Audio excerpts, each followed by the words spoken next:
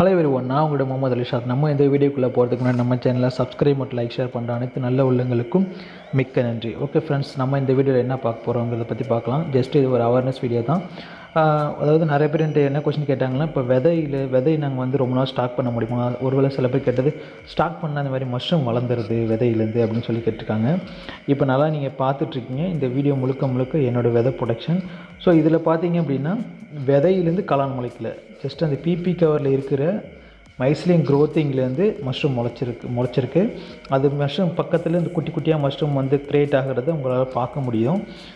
விதைக்கும் mushroom growth ஆனதுக்கும் எந்த சம்மந்தமும் கிடையாது. ஸோ இதுலேருந்து நீங்கள் நல்லா புரிஞ்சிக்கலாம்.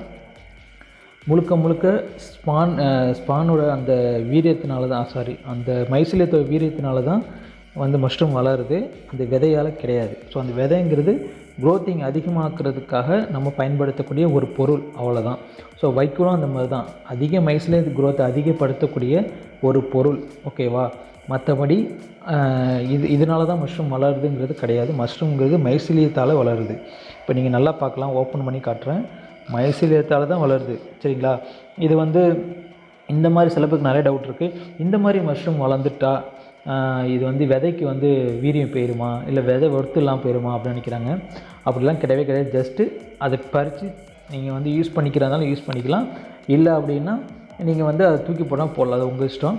பட் ஆனால் அதை எடுத்துகிட்டு நீங்கள் விதையை எப்போதும் போல் நார்மலாக வச்சுக்கலாம். உங்களுக்கு திருப்பி நீங்கள் ஸ்டாக் பண்ணி அதை வச்சு நீங்கள் லேட் பண்ணி போட முடியும். அதனால் எந்த டவுட்டும் கிடையாது. இன்றைக்கி கூட ஒரு சப்ஸ்கிரைபர் கேட்டிருந்தாங்க. என்ன கேட்டிருந்தாங்க அப்படின்னா, அந்த விதையில் நீங்கள் ஆல்ரெடி ஒரு வீடியோ போட்டிருந்தீங்க, அந்த விதையில் எல்லோ கலர் ஷேடு அதனால் ரொம்ப நாள் வச்சதுனால அந்த மாதிரி ஆகிடுச்சு அப்படின்னு கேட்குறாங்க. அப்படி கிடையவே கிடையாது. நீங்கள் ரொம்ப நாள் விதை வைக்கும் பொழுது ஒன்று மஷ்ரூம் வளரும், இல்லை அப்படின்னா இந்த பிபி கவரில் மைசிலியத்தோட க்ரோத்திங் அதிகமாகி ஒரு அடை மாதிரி, ஒரு பால் அடை மாதிரி போகும். அந்த அடை கொஞ்சம் நாள் ஆகிடுச்சுன்னா எல்லோ கலர் ஷேடில் மாறும், தவிர எக்காரத்தை கொண்டு விதை ஃபங்கஸ் ஆகாது, சரிங்களா? ஸோ மைஸ்லின் க்ரோத்திங் ஸ்டார்ட் ஆகிட்டு ஃபுல் மைஸ்லின் க்ரோத்திங் ஆகிடுச்சுன்னா அதுக்கப்புறம் ஃபங்கஸ் வர வாய்ப்புகளே கிடையாது, ரொம்ப ரேர் அப்படின்னே சொல்லலாம்.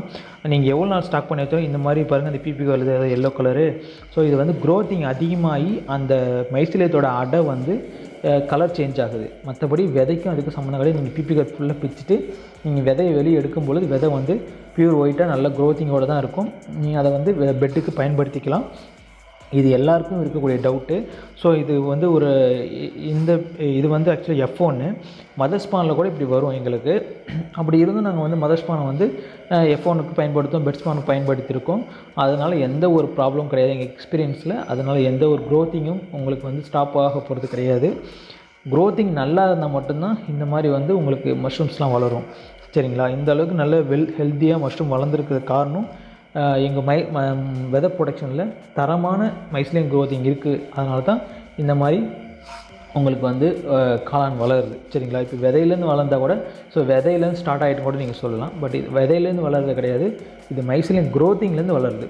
ஒருவேளை விதைக்கு உள்ளேருந்து இது வளர்ந்தால் கூட நீங்கள் கேட்கலாம், விதைக்கு உள்ளேருந்து வளர்ந்தால் கூட மைஸ்லின் க்ரோத்திங்கால் தான் வளருது, தவிர அது விதையிலேருந்து வளரல. விதைங்கிறது நீங்கள் மைஸ்லின் க்ரோத்திங் அதிகமாக ஆகிறதுக்கும் அதுமாதிரி வைக்கோலுங்கிறது மைஸ்லின் க்ரோத்திங் அதிகமாக ஆக்கப்படுறதுக்கும் தான் பயன்படுத்தப்படுது, தவிர மற்றபடி இது இருந்தால் தான் காளான் வளருங்கிறது கிடையாது. ஸோ அவங்களோட கான்செப்ட் என்ன அப்படின்னா, மைஸ்லின் க்ரோத்திங் அதிகமாக இருக்கிற பட்சத்தில் நம்மளுக்கு காளான் வருது. ஸோ அப்போ காளான் டைட்டாக நிறைய காளான் வரும்னா நம்ம மேலே கேசிங் சாயில் போட்டு மண் போடுறோம், ஸ்பீக்கரில் பெட்டை டைட் பண்ணி போடுறோம், அதுலேருந்து பெட்டு ஹோல்லேருந்து நம்மளுக்கு காளான் கிடைக்கிது.